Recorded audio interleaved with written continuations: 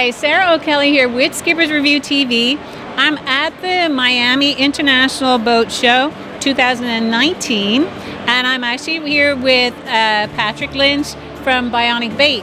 Bionic Bait is one of the main baitfish suppliers down here in South Florida for sport fishing.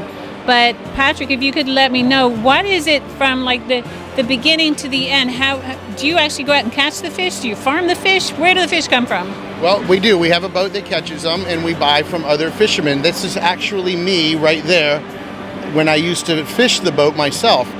But we have a processing room with 25 people that just pack fish, that size them, put them in bags, vacuum pack them, blast freeze them.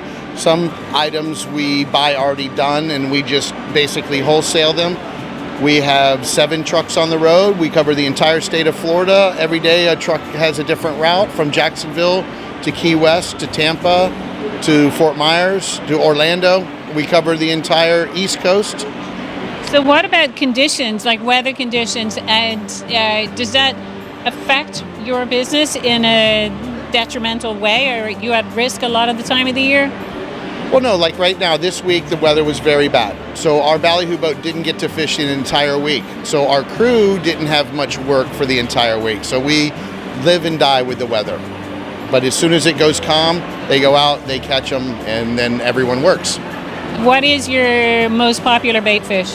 Ballyhoo. They're the largest ballyhoo producer in the world, and that's our main fish. But we have 125 different items that we sell to bait and tackle stores, marinas, this type of thing. Have you noticed incline, decline in bait fish over the years? No, we worked with the state and with the law.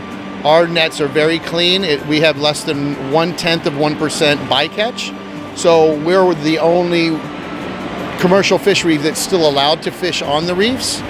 And we self-regulated ourselves about 10, 12 years ago.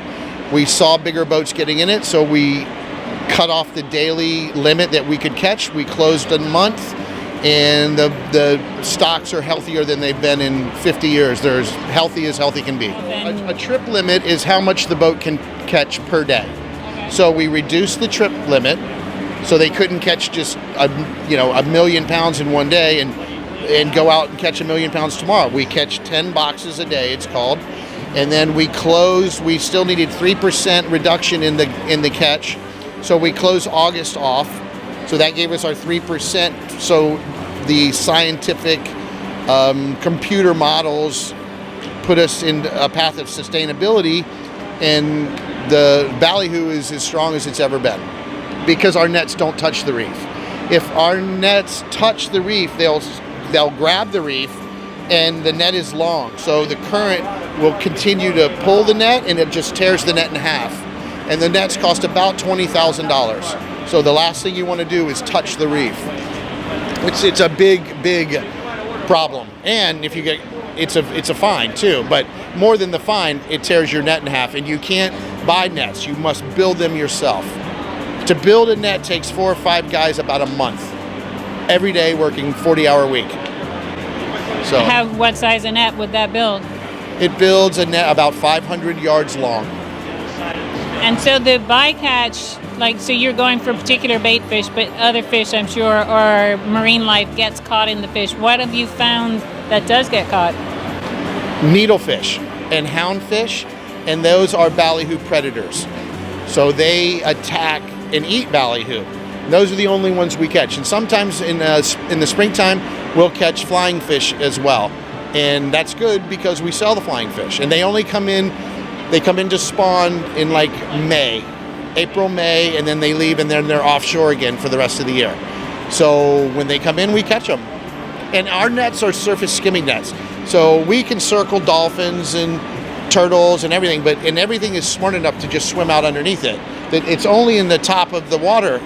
So even the ballyhoo can swim underneath it if they want to. They're just not very high on the brain scale.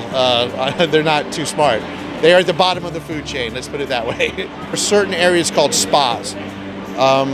Forget, it's something specific preservation area. I forget the exact word for it. At any rate, we have a permit to fish in the spas. regular people cannot at all, but they're very limited. They're very small little places along certain reefs throughout the Keys, from Key Largo to the Dry Tortugas.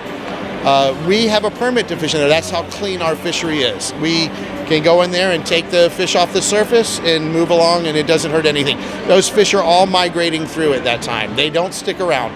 They're here and they're gone, and they travel but now they're going to start to head back to the north right now, and they'll go all the way up to Maine. Interesting. All right. Well, Patrick, thank you so much. You're welcome. Sarah O'Kelly, Skipper's Review TV at the Miami International Boat Show 2019. And I'm with Bionic Bait and Patrick Lynch.